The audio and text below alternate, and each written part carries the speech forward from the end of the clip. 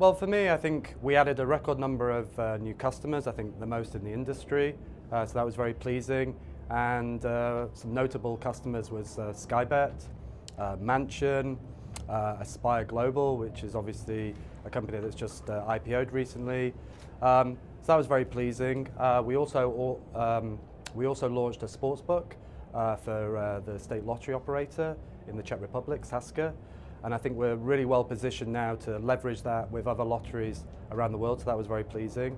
And we also entered the Belgian retail market with our omni-channel retail solution, and you're going to hear a lot more from SBTech on the retail side in 2018. So that was also very pleasing. And then at the end of the year, we negotiated a deal with GAN, and we signed it in 2018. And you know, we're very optimistic about that deal and how it positions us for the US market. So, and we also continue to win major awards throughout the industry. So it was another very strong year, 2017. I think it's the core sports engine and our trading systems.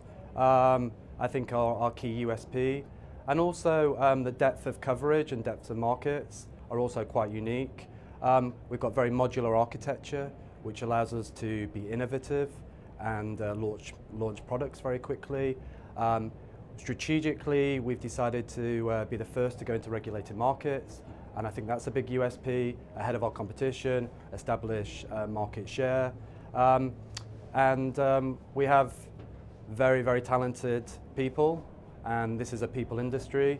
So a lot of credit goes down to our engineers, our traders, our data analysts, our commercial team. So it's a whole combination of all of those things, I think, that really help SBTech separate ourselves from the industry. I think we'll continue to consolidate our position in the UK market, the Portuguese market, where we're market leaders. We obviously recently launched Skybet in Germany. It's not quite regulated, quasi-regulated, I guess. So that's a big focus for us.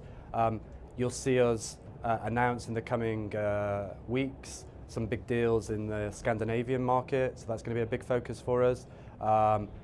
We've spent a lot of time looking at Africa. So I think you'll start to see some early moves by us into the African continent. And we're also looking at Latin America and just seeing how that sort of evolves. Which basically covers most of the globe. And then obviously the US is potentially going to be a key focus for us in the second half of the year, depending on the outcome of the PASPA court decision. So we've joined the American Gaming Association Task Force. We did that last year, one of the founder members. We've hired a commercial director, and we're looking at hiring more people over the coming weeks. You know, we focused on the US product, and you know, we signed the deal with GAN, and I think you'll see us sign more deals with US companies. I think we've got a fantastic product that fits that market very well, and as I think technology is obviously key in the US, and because it's very modular and very scalable. So I think we're potentially in a very, very, very sweet spot in terms of the US. And you know, we'll continue to invest in the business, and hopefully we'll get a positive PASPA court ruling in either April or June. Well, I think we'll continue to see regulation. I think, you know, you've got Holland and Sweden in particular. I think you might start to see some moves even in Germany. I think you'll continue to see an increase in responsible gambling, especially coming from governments, as you've seen in the UK market. I think that's going to be a big issue that we all have to confront. And I think life's going to get a lot tougher. I really believe that. The industry is, you know, very, very competitive. And I think the operators that can really differentiate and invest in their product are going to be the long-term winners. And I think that leads on to consolidation. I think we'll continue to see an increase in consolidation. It's obviously been sort of building momentum over the last 2 years, but with the backdrop of increasing regulation, increasing taxation, responsible gambling. I think that ties in with companies wanting to try and sort of reduce costs, and so you'll start to see more consolidation. And also, I think with the US and sports betting potentially happening, you could get companies in the US starting to look outside and thinking that they need to buy technology. And I think you'll see a continuation of innovation in personalization.